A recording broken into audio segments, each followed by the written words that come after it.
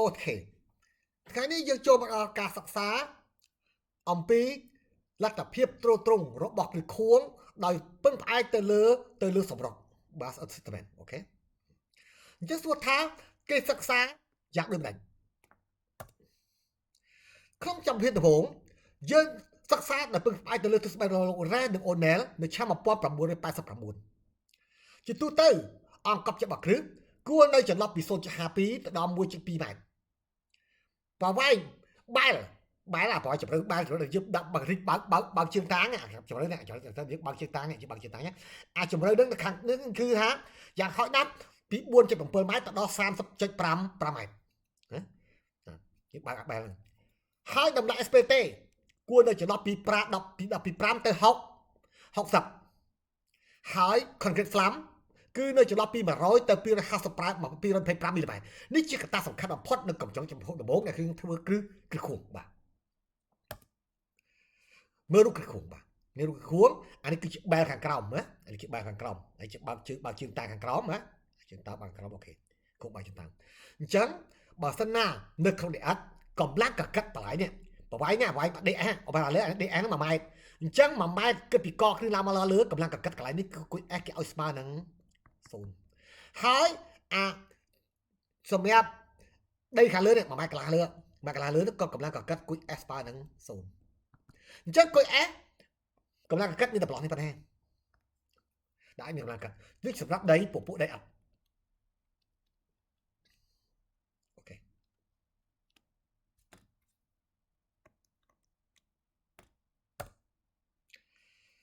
តើស្បែកកោរ៉ៃណាអូនឯនៅឆ្នាំនោះគាត់បាននិយាយថាកម្លាំងគុយអ៊ុយណាត់គឺស្មើឲ្យសាំនៃកម្លាំងកកិតស្តុកនីមួយបូកឲ្យគុយពេគុណអាពេធម្មតាដូចធម្មតាទាំងអស់ណាដោយពេគឺជាបរិបត្តិរបស់គ្រឹះណាពេជាបរិបត្តិរបស់គ្រឹះ data L គឺជាកម្លាំងរបស់ស្តុកដី S ជាកម្លាំងកកិតនៅក្នុងស្តុកនីមួយហើយគុយពេជាស្តុកដីនៅចុងគ្រឹះ AP គឺជាកម្លាំងគ្រឹះស្មើផាយដេក្រេលើ4ណាអញ្ចឹងគេថាម៉េច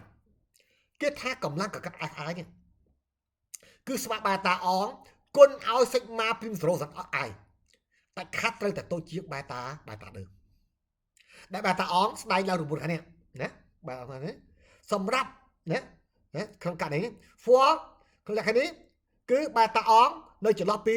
0.25 ទៅដល់ 1.2 គឺបានថាទោះឯងឃើញប្រមាណក៏ដោយគឺ 1.2 ហើយឃើញ 0.1 ក៏ដោយនៅ 0.25 ដែរអូខេ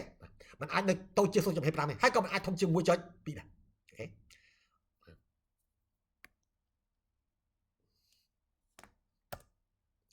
ហើយកម្លាំងកកិតគិតជាគីឡូយន្តប្រមាណការ៉េ Z គិតជាម៉ែត្រ sigma ពី0ស្មើ gamma ព្រីមគុណ Z គិតជាគីឡូ sigma ព្រីម0ស្មើ gamma ព្រីមគុណឲ្យ Z ធម្មតាហ្នឹងអូខេគិតចេញជាគីឡូយន្តប្រមាណការ៉េ beta ដឺ192គីឡូយន្តប្រមាណការ៉េអញ្ចឹងកម្លាំងកកិតរបស់ដីខ្សាច់នៅក្នុងការសិក្សាគ្រឹះខួងទោះបីឯងឃើញមកលៀនក៏ដោយគឺឲ្យឲ្យត្រឹមតែ192ក្រាមมันអាចធំជាង beta ដឺបានទេគឺតូចជា beta ដឺអញ្ចឹង beta ដឺជាតម្លៃវា192ហើយ beta ត្រក beta កាត់ហ្នឹងដើម្បីរក beta អងណា beta អងយើងត្រូវការ beta ត្រក beta កាត់អូខេនេះ beta ត្រក beta កាត់ beta ត្រក beta កាត់ហ្នឹងគឺស្មើឲ្យ 1.5 ហើយនឹង 0.220 244បាទសម្រាប់កម្លាំងត្រូលចុងគ្រឹះគុយពេស្មើ beta 5គុណ60តែដាច់ខាត់ត្រូវទៅជា beta 6ហើយសម្រាប់តែរូបនេះប្រាប់ថា DB តូចជាង byte paper ប៉ុណ្ណោះបើធំជាង byte paper មានការកែប្រែអូខេអញ្ចឹង N60 គឺជា SPT ដែលនៅត្រឹម 2DB ចុះទៅក្រោមបាននេះថាម៉េចអូបាទគឺឯងចូលអញ្ចឹងកន្លែងនេះបាទ DB ស្មើនឹង2ម៉ែត្រគឺវាស្មើ1ម៉ែត្រអញ្ចឹង N60 ត្រូវយកចន្លោះឥឡូវដល់ទៅ2ម៉ែត្រព្រោះ 2DB សព2ម៉ែត្រអញ្ចឹង2ម៉ែត្រចុះទៅក្រោមនេះអត់បានN60 តម្លៃប្រហែលហ្នឹងមានបើN60ថាអាមួយស្មើ30ហើយ40អញ្ចឹងតម្លៃវាខ្ញុំនេះគឺ35គឺ30បូក40ចែកនឹង2អូខេ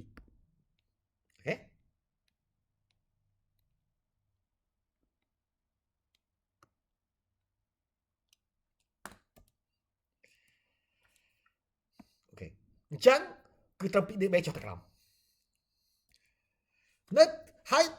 តម្លៃបាតា5បាតា6នៅ9នេះបាតា5នេះបាតា6ណាបាតា5បាតា6បាតា5អូយចេះប៉ុណ្ណាមកហើយបាតា5គឺ57.5បាតា6គឺ4310គីឡូតាម5 ក្រាមានន័យថាបើទោះបីជាឯងរកឃើញហើយឃើញគុយពេហ្នឹងណាធំប៉ុណ្ណាក៏ដោយហើយឃើញ1លានក៏ដោយគុយពេនេះក៏មិនតែតម្លៃវាអស់ហើយ4310ហើយឃើញបានដែរ5000 6000គឺដាក់4310អញ្ចឹងជាតម្លៃមីលីរបស់វាគឺ4310ហើយជាទូទៅប្រសិនណាបើ DB ធំជាង22បែប27អញ្ចឹងការកែនេះគុយពេ Air គុយពេ គឺ correction គឺស្ប៉ាឲ្យគុយពេគុយពេនេះឃើញនេះគុណឲ្យ27ចែក DB របស់យើងអានេះគិតទៅជាຂະຫນາດ SI unit ហើយអានេះគិតទៅជាຂະຫນາດ English unit បាទបែបខ្វល់នេះបែបខ្វល់ក្រោមបែបខ្វល់នៅក្នុងឆ្នាំ2005 Rolling បានធ្វើការកែប្រែសម្រាប់គ្រោះលាខ្សាច់សម្រាប់គ្រោះលាខ្សាច់ហ្នឹងទៅពេលដែលខ្សាច់នៅចន្លោះពី25ទៅ50%អញ្ចឹងបាតាអងស្មើឲ្យបាតា7គុណឲ្យបាតា8 ZI 0.75ហើយបាតាអងគឺនៅចន្លោះពី0.85 0.25ដល់ 1.58បាទមិញមិនដែរមិញត្រឹមតែ1.2ទេអូខេឥឡូវនេះអាចកែប្រែរហូតដល់1.8ហេតុអីព្រោះគ្រោះវាកកិតខ្លាំងជាងខ្សាច់បាទហើយបើសិនណាជាខ្សាច់លើស 50% នេះរូបនេះហើយនោះការ limit អតារហូតឈានរហូតដល់ទៅ3គឺខុសមែនទេបាទគ្រោះកកិតខ្លាំងហើយតម្លៃបាតាទាំងអស់នេះមើលនៅតារាងខាងក្រោមនេះបាទណាមាន2 0.5 3 3បាទគឺពឹងផ្អែកលើតារាងទាំងស្រុងបាទហើយនេះជាតារាងដើម្បីកំណត់រលទ្ធភាពត្រួតត្រងទៅនឹងសម្រិតអ្វីដែលយើងចង់បានអត់បានយើងយកសម្រិតរបស់យើងណាសិតមិនអត់បែចែកឲ្យយ៉ាងម៉េចអត់បែអត់បានយើងចូលចែកទៅយើងឃើញថាសម្រិតយើងមាន6%មាន6%ថាមាន 10% រត់យើងមាន 10% នៃតន្ទឹងរបស់គ្រឹះ 10% របស់គ្រឹះអញ្ចឹងយើងសួរថាកម្លាំងត្រប្រហែលភាគរយយើងមិនគាត់ដែរនេះបើលើមក 10%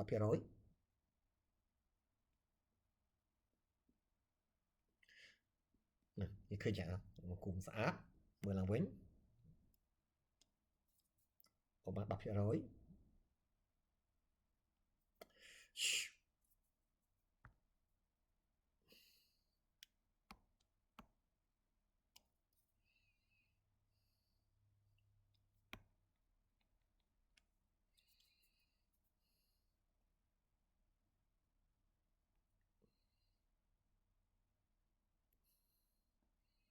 អានេះហាក់ជា 1.4 ណា 1.4 1.2 1.3 1.4 ទីបានហើយ 1.4 ណា 1.4 អញ្ចឹងបានទេបានន័យថាកម្លាំងត្រូចែកនឹងមេបានកម្លាំងត្រូចែកនឹងអាគុយលើមកអាគុយអែនអាគុយចុងគុយពេឥឡូវបលចែកឲ្យគុយពេអុយគឺឃើញ 1.4 ណាអញ្ចឹ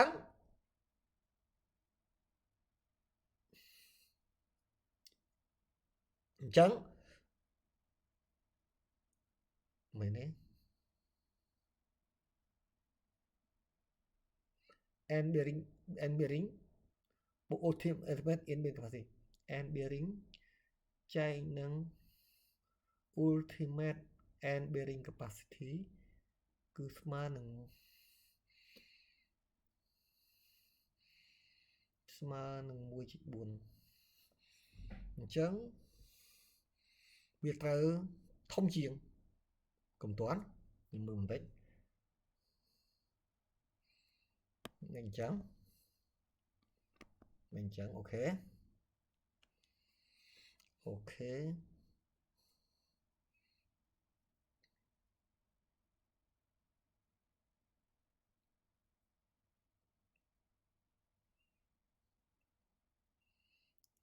វាត្រូវអញ្ចឹងបើសិនណាជាយើងឲ្យសម្រត់ 10% នេះកប់ចិត្តបានន័យថាដីនឹងបាក់អូខេ 10% កាន់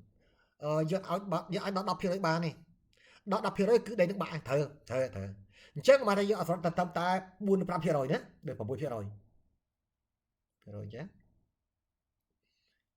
លាក់បញ្ចេះមកយើងនឹងឃើញមេគុណសុខភាពណាអានេះថា 0.9 អូខេអញ្ចឹងបានន័យថាគុយពេអាឡូបលលើគុយពេអុយស្មើឲ្យ 0.59 អញ្ចឹងនៅឲ្យគុយពេអាឡូបលស្មើឲ្យគុយពេអុយគុណឲ្យ 0.59 អញ្ចឹងបើថាកម្លាំងត្រូចុងគ្រឹះមានតែ 90% ប៉ុណ្ណោះបាទ 90% នៃកម្លាំងត្រូលីមីតបាទទីនេះធំដល់ក្នុងគ្រូដូចគេបាត់អានេះកម្លាំងកកាត់ណាមើលអានេះយ៉ាបាត់ណាយ៉ាបាត់កម្លាំងកាត់យើងតម្លាក់ចរកែងលឿនមកបោះជើងមកយើងរកឃើញតម្លៃនេះតម្លៃ size resistance អូខេណាតិចទៀតយើងធ្វើលំហាត់អូខេណានេះជា size load transfer ដូចគ្នា sentiment ដូចគ្នាណាសម្រាប់រូបទី1នេះសម្រាប់ A សម្រាប់គ្រោះនៅចន្លោះ 5% ដល់ 50% រូប B សម្រាប់គ្រោះនៅធំជាង 50% បាទ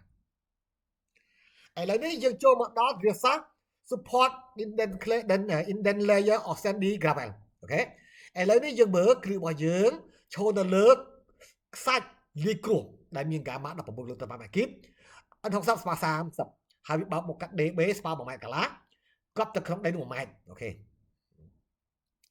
អញ្ចឹងសួរថាតើកម្លាំងត្រូចុងគ្រឹះស្មើនឹងប៉ុណ្ណាអូខេ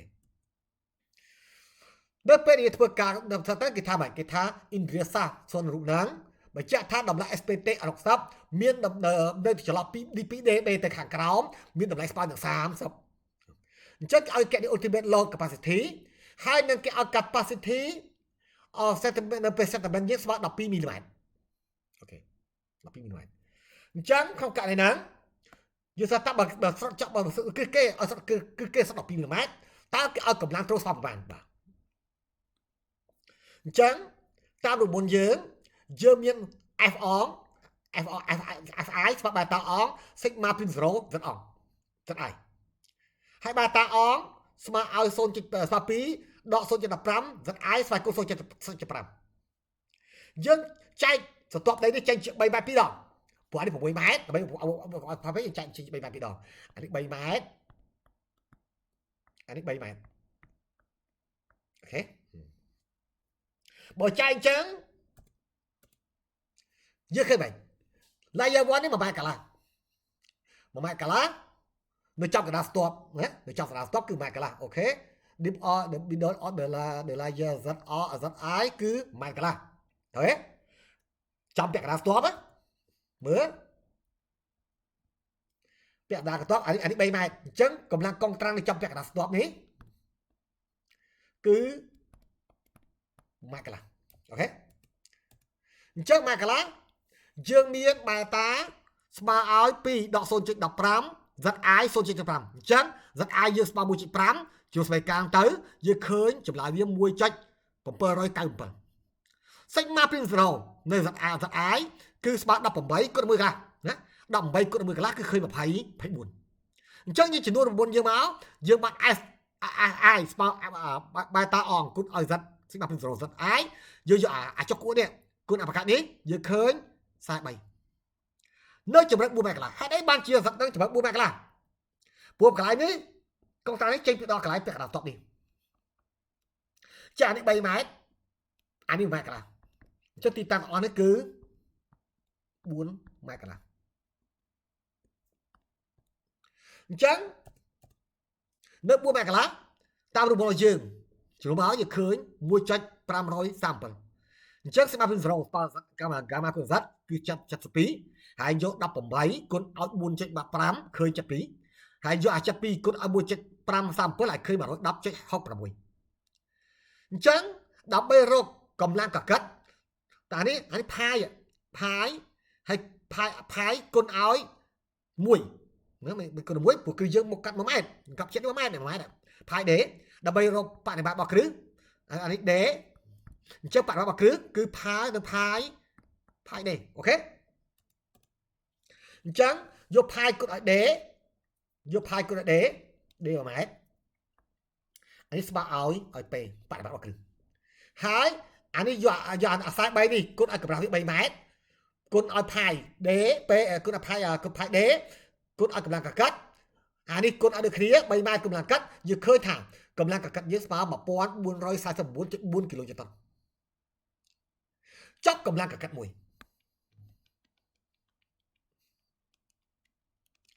យើងមើលទៅកម្លាំងត្រូចុងគ្រឹះ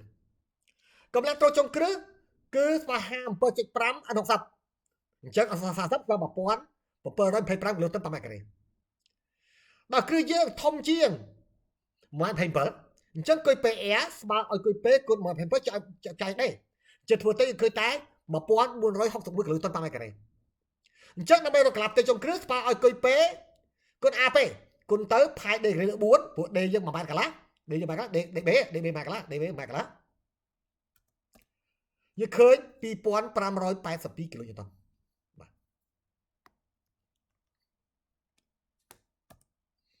អញ្ចឹងយើងមានគុយ OE net ស្មើគុយ P គុណ AP បូកឲ្យកម្លាំងកកាត់ទាំងអស់អញ្ចឹងយកអានេះបូកអានេះទៅយើងឃើញកម្លាំងត្រូចុងគ្រឹះរបស់យើងគឺ 4031.4 គីឡូតុនគេចង់ឲ្យគ្រឹះគេ12 មីលីម៉ែត្រ12 មីលីម៉ែត្រអញ្ចឹងផលធៀបរវាងសម្រិតហើយនឹងកប់ចិត្ត12 មីលីម៉ែត្រចាក់ឲ្យ1ម៉ែត្រដែលប្រព័ន្ធគឺ 0.012 គឺស្មើឲ្យមែនទេអាចច្រឡំហើយអញ្ចឹង1000 12 ចែក 1000 គឺ 0.012 ចាណា0.12ស្មើឲ្យតែ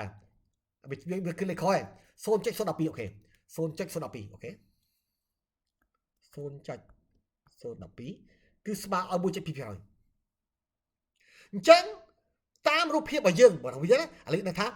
1.2% ហើយណា 1.2% យើងមើលអាកម្លាំងកកាត់អូខេ 1.2% នេះ settlement ណែ 1.2% ដល់កន្លែងនេះណាអញ្ចឹងបោះឡើងមកនេះមកមែនទេហ្នឹងហើយពួកគ្រឹះយើងលាយខ្សាច់ឡំខ្សាច់លាយគ្រោះអញ្ចឹង 1.2% នេះ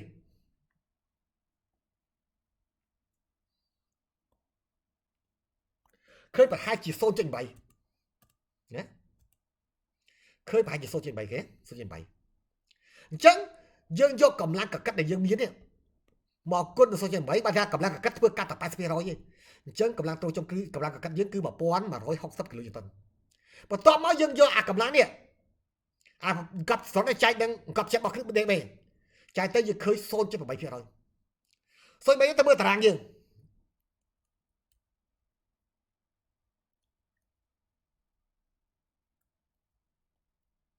នេះ 0.8% 0.8% គឺទៅមែនអានេះ 0.8 អានេះ 2% អានេះ 0.8 ហើយដល់កន្លែងនេះបងនេះមកយើងឃើញ 0.3 0.3 ប្រហែល 0.3 គេឃើញបានមើលគេឃើញ 0.បានគេឃើញ 0.បានគេឃើញ 0.200 ណា 0.23 អូខេ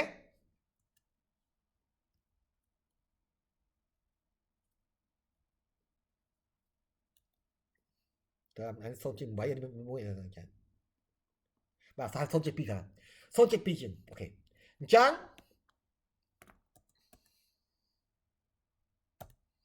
ចម្លើយរបស់យើងគុណទៅយ៉ាងហ្នឹងគុណនឹងកម្លាំងត្រូចុងគ្រឹះទេយើងឃើញកម្លាំងត្រូវចុងគ្រឹះ 1000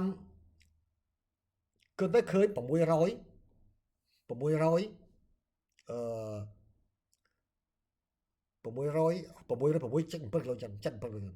អញ្ចឹងយើងយកកម្លាំងកកាត់បូកកម្លាំងត្រូចុងគ្រឹះទៅយើងឃើញ 1767 បានន័យថាប្រសិនណាបើយើងសង់ដល់យើងដាក់បន្ទុក 1767 នោះសម្រាប់របស់គ្រឹះយើងគឺស្មើនឹង 12 មីលីម៉ែត្រការកេតនីតារមុននេះគឺជាប្រភេទពួនមួយបាញ់បាសាពីអូខេគឺបានទាំងសម្រុតបានទាំងកម្លាំងត្រូអូខេ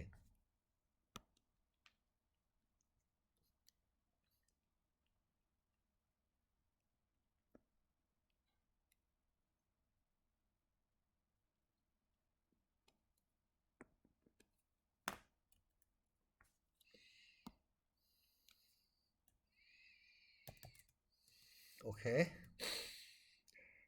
យើងចូលមកដល់ការគណនាលទ្ធភាពទ្រទ្រង់របស់និអិតដើម្បីពាក់ព័ន្ធទៅសម្រាប់យើងនឹងថាការគណនាត្រូវឲ្យចំណុចលេខរបស់គឺយើង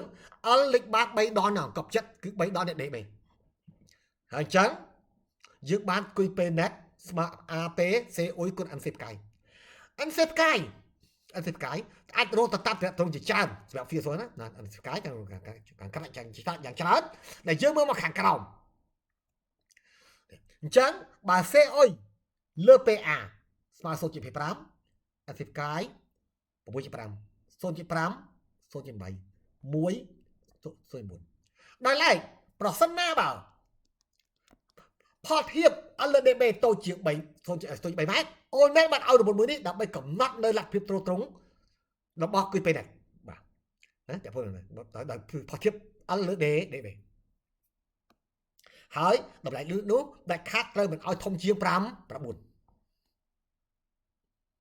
អូខេហើយកម្លាំងកកាត់គឺស្មើនឹង alpha ផ្កាយគុណឲ្យ COP ដែលតា L អញ្ចឹងដែល alpha ផ្កាយអាចស្ដាយឡើងរបស់នេះ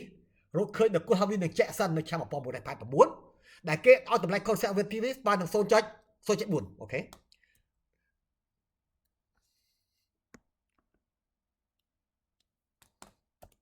ហើយនេះគឺជាការគណនាលទ្ធភាពទ្រទ្រង់របស់អ្នកអត់សម្រាប់បេះទៅលើសម្រាប់អញ្ចឹងលក្ខណៈនេះយើងឲ្យ alpha ផ្កាយនេះគឺស្មើឲ្យ 0.55 alpha 0.55មិន 0.4 0.55ហើយគុយពេស្ដាយឡើងរបួននេះធ្វើបែបកណ្ដោគុយពេហើយគុណអីគុណទៅណាយ៉ាងច្រើនមកធំ9 COI ហើយ9 COI នេះដាច់ខាត់ឲ្យត្រឹមតែ 40 PA 40 PA គឺស្មើនឹង 4000 គីឡូញូតុនក្នុងម៉ែត្រការ៉េហើយឃើញច្រើនជាងហ្នឹងក៏ថា 4000 ឲ្យធំជាង 4000 ហើយបើសិនណាជាអង្គប់ចិត្តគឺឲ្យធំជាង 1.91 ម៉ែត្រនោះរបុនគុយ PR បដូរទៅ FR សារបុននេះណាហើយអត្រា C អង C ដឺនេះជាតារាងដែលទៅកំណត់ដោយលក្ខខណ្ឌខាងក្រោមនេះណា C អងស្មើប៉ុណ្ណឹង C ដឺស្មើប៉ុណ្ណឹងអានេះជាខនាត SI អានេះជាខនាត Gli បាច់និយាយណាហើយ DB គិតទៅចេញជាមីលីម៉ែត្រនេះជាខ្សែកោងដែលកំណត់នៅលទ្ធភាពទ្រទ្រង់ចុងគ្រឹះនិងលទ្ធភាពទ្រទ្រង់ limit ហើយនឹងកម្លាំងកកិតរបស់គ្រឹះទៅឡើងកម្លាំងកកិត limit បាទហើយយើងប្រើឲ្យនេះបាទអញ្ចឹងគេថាម៉េច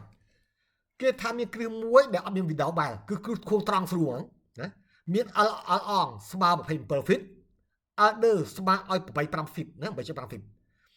អាប់ដេតអានេះស្មើនឹង 3.3 feet COI ស្មើ 1000 pound feet ការ៉េ COI ស្មើ 2175 pound feet ការ៉េគេអត់គេលទ្ធភាពទ្រទ្រង់ net របស់ point band net របស់ capacity ultimate skin friction ហើយនឹង working load គួយ working load ដែលស្មើសម្បត្តិមួយគូស្មើនឹង3តាមរបបដែលយើងបានធ្វើប្រើណាគួយពេស្មើ9 COI គុណ AP ណា9 COI គុណ AP យើងធ្វើទៅយើងឃើញ 167.4 គីឡូផោនណាដោយ COI លើ PA ធំជាង1អញ្ចឹង NC ស្មើនឹងប្រហែល4ណា COI លើបានអានេះ2175ចែកឲ្យ2000គឺឃើញធំជាង1បាទអូខេដល់ឡែកដោយសារ alpha ផ្កាយស្មើនឹង4អញ្ចឹងអាពេលអាទី1នេះ P DS ស្មើឲ្យ 10.37 feet ចាអានេះស្មើឲ្យ 0.4 គុណឲ្យ 10.7 feet Pប៉ាណាគុណឲ្យ 1000គុណឲ្យ 27ដើម្បីបែងវាទៅជា27នេះវា27នេះវា27នេះ27 feet ចែកគុណ 1000ដើម្បីទៅជាអ៊ីងបាទទៅជាអ៊ីងបាទមែនទេ27គុណឲ្យ 1000 1000គុណ COI បាទគុណ COI អានេះ 8.5 គុណឲ្យ 21 2775គឺសេអ៊ុយអញ្ចឹងយើងធ្វើទៅយើងឃើញកម្លាំងកកិតស្មើឲ្យ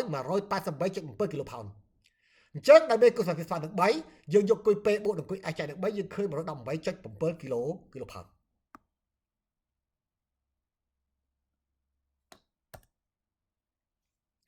យើងចូលមកដល់ការគណនាលទ្ធភាពត្រួតត្រងរបស់គ្រឹះដែលពាក់ព័ន្ធទៅនឹងសម្រុតដែលគេចាប់បានសម្រុតគេ12មីលីម៉ែត្រតាមរូបភាពនេះបាទអញ្ចឹងគេមាន clay មើលគេគឺ40គីឡូតុន/ម៉ែត្រការ៉េ60គីឡូតុន/ម៉ែត្រការ៉េបន្ទាប់មកស៊ីអ៊ុយគេគាត់145គីឡូតុន/ម៉ែត្រការ៉េអានេះ3ម៉ែត្រអានេះ3ម៉ែត្រអានេះ 0.76 ម៉ែត្រអានេះ1ម៉ែត្រពីតាក់គឺគេលេខជក់ដីនេះ1ម៉ែត្រកន្លះអូខេអញ្ចឹងតាមរង្វង់គេមាន alpha ផ្កាយគុណស៊ីអ៊ុយអញ្ចឹង data LR គឺស្មើឲ្យ3ម៉ែត្រដកឲ្យ1ម៉ែត្រកន្លះព្រោះតែគេថា1ម៉ែត្រកន្លះខាងលើនេះកម្លាំងកកិតគុយ S ស្មើ0និយាយតាមបែបអត់នេះអាម៉ែត្រកន្លះខាងលើគាត់សាក់0អញ្ចឹងអា data លើនេះវាដកអីវាដកមក DS ដកឲ្យ 0.76 ណាដក76អញ្ចឹងជាទូទៅយក6កម្លាំងកកិតទី1គឺសល់1ម៉ែត្រកន្លះអា3ម៉ែត្រនេះកម្លាំងកកិតវាមាន1ម៉ែត្រកន្លះត្រឹម1ម៉ែត្រកន្លះអាកន្លះអានេះកម្លាំងកកិតនេះស្មើនឹង0ដល់ពេលអា3ម៉ែត្រនេះកម្លាំងកកិតវាត្រូវដកអា0អានេះចេញដល់តែអញ្ចឹងកម្លាំងកកិតវា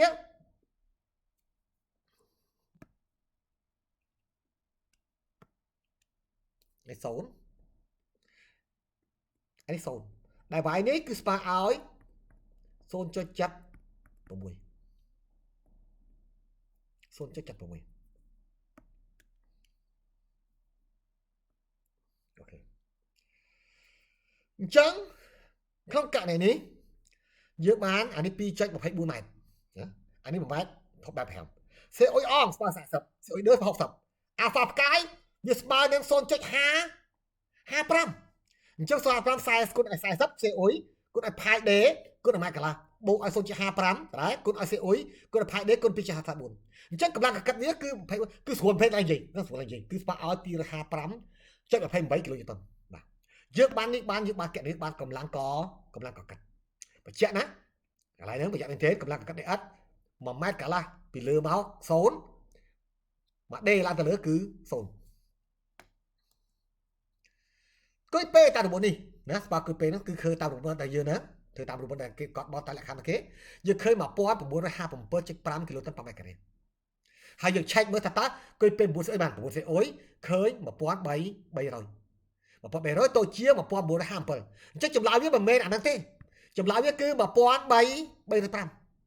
អញ្ចឹងយកអានេះមកគុណនឹង AP មកយើងឃើញ 1475.9 គីឡូតុនព្រោះគឺបាសគឺយើងគឺ1ម៉ែត្រពីតាក់អញ្ចឹងយើងយកអត់បូកចុះគ្នាទៅកម្លាំងត្រូវចំគ្រឿងកម្លាំងកាត់យើងបាន 1731 គីឡូតុនសម្រាប់គេឲ្យ12មីលីម៉ែត្រយើងយក12មីលីម៉ែត្រហ្នឹងមកចែក 0.6 គុណ 1000 មកយើងឃើញ 1.58 ហ្នឹងតាមតារាង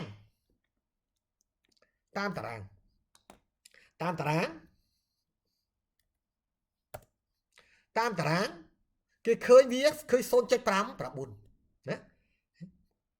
1.58 ណា 1.58 អាណាសរអាសាអានេះសាយ 1.58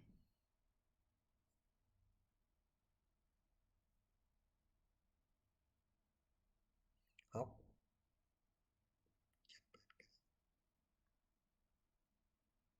1.58 1.58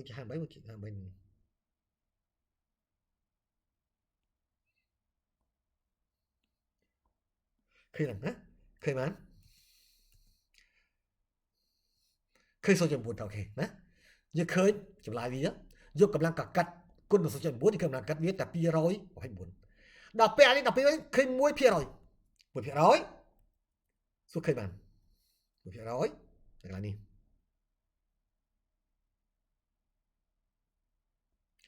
ឃើញប្រហែលជា5អត់ 0.5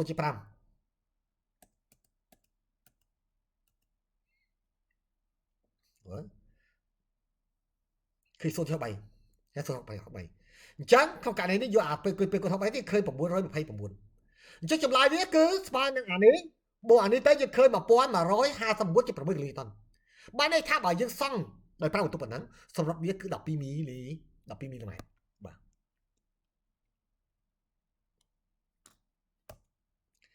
អូខេអញ្ចឹងសម្រាប់មេថ្ងៃហ្នឹងគឺចប់ត្រឹមហ្នឹងបាទសូមអរគុណ